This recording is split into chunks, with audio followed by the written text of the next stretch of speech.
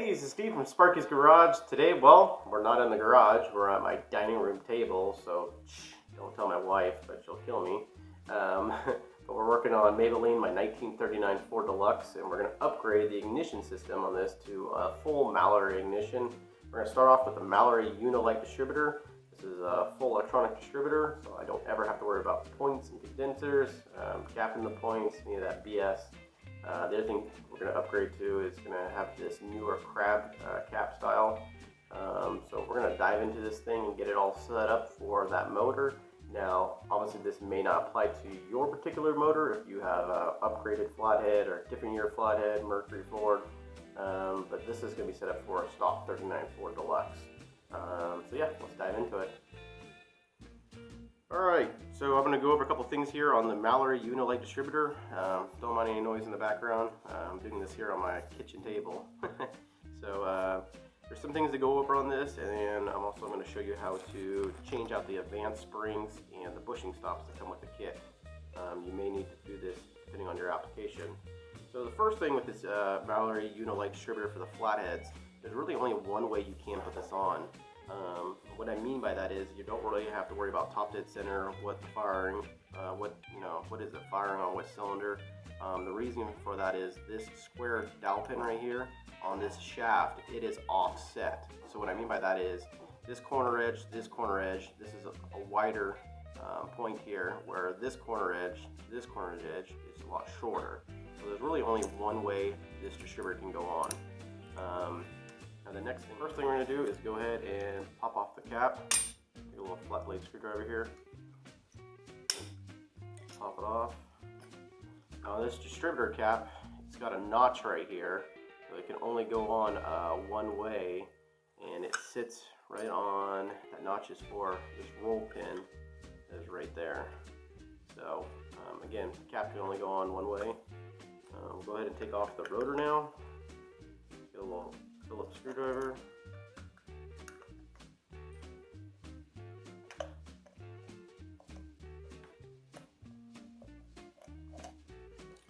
Now on the rotor here, this can only go on one way. You cannot accidentally put it on 180 degrees off.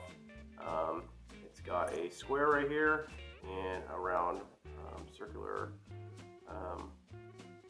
piece of molded plastic.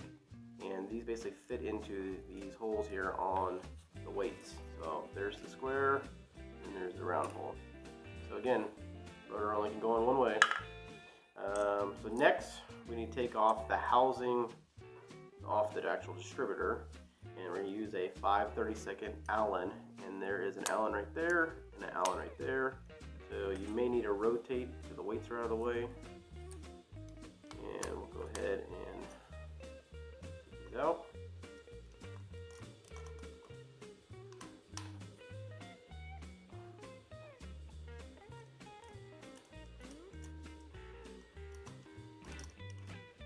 Now on the housing here, there is a little C-shaped notch here, C-shaped notch right there.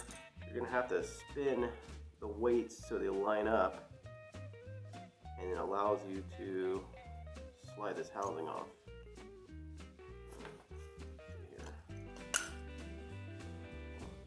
Now I'm going to have to actually push the wire through. Some slack. Okay.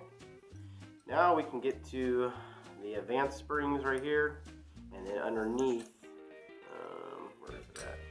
Right there is the nut for bushing stop that's underneath it.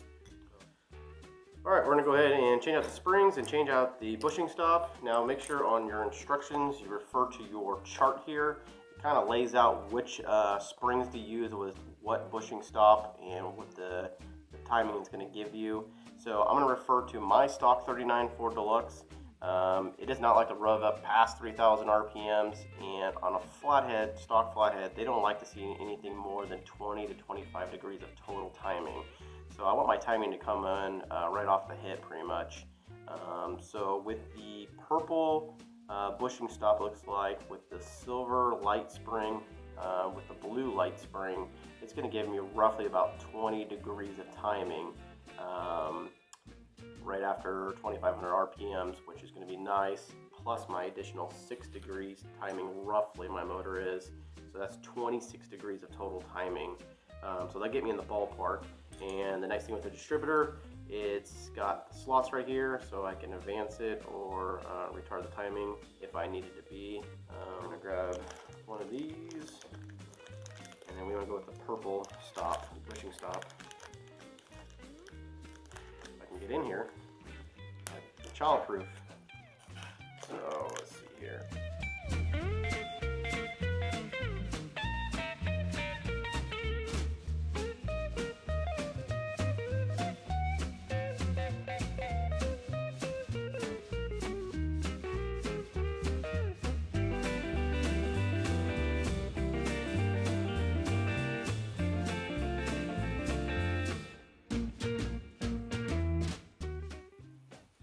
Alright, next we're going to go ahead and remove the nut right here. That'll give us access again to the bushing, and we'll replace it with the purple one.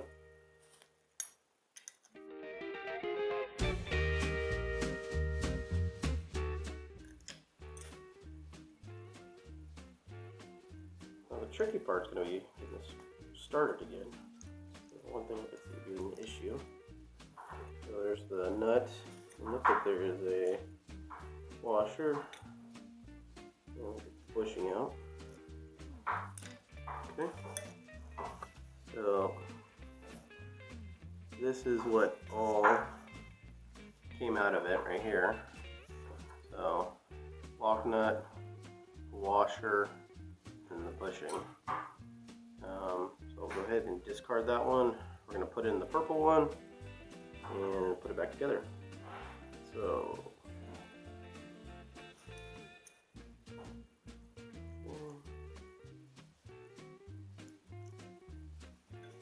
washer on.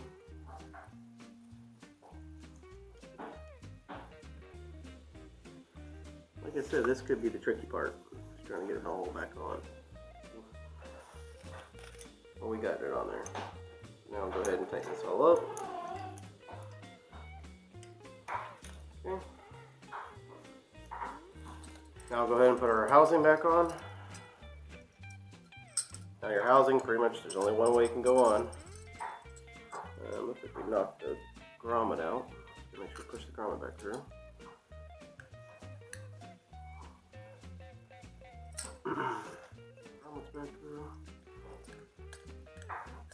Line it up. Again, you may have to turn the weights so they line up with the housing notches. We'll go ahead and feed the wires through carefully.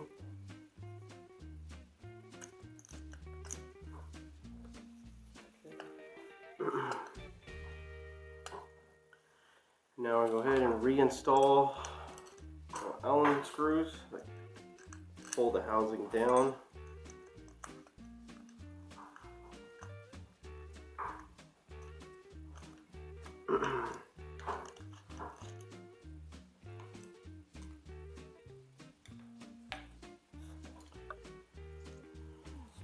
Okay, next we can go ahead and put the rotor on. Again, this only can go one way. So here is the square. We're going to line it up with the square on the weights. You should feel it drop down once it locks in. Okay.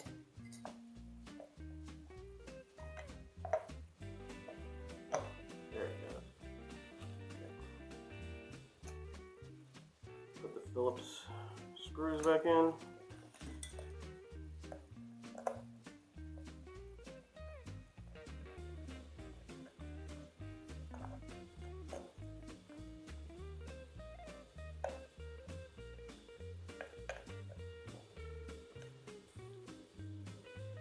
Okay, next we can go ahead and put the cap on. Again, the cap's got that notch for the dowel pin. And it's right there.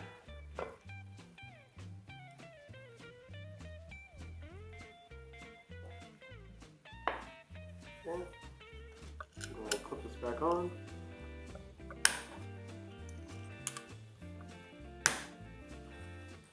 Alright, our distributor is all together. It's ready to be installed. So I hope you guys enjoyed, and make sure you like, subscribe, and share. Thank you very much.